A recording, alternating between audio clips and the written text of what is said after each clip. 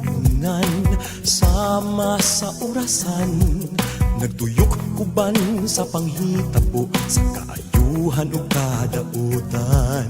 Sud-o nga mga igsoon ang palibot ta karon, kabataan nahulog na sa mga bisyo ug kahilayan.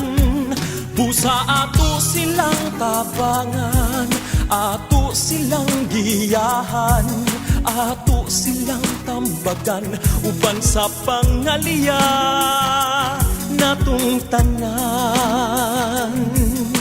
Ikaw karon ug ginikanan, ipakita ang sumbanan, ang kakugi ug kabuutan aron ilang kapanaminan. Kalinaw sa katilingban kung maghiusa kitang tanan, pagbatok sa pagkadautan nga mikuyanap ning kalibutan. Busa ato silang tabangan, ato silang giyahan, ato silang tambagan, samtang di pa ulahi ang tanan. Itisog gayud sa imong panumduman,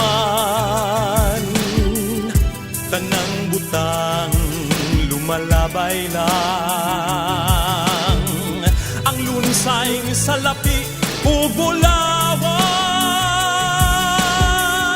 Mao ang gugmang huway kausapan,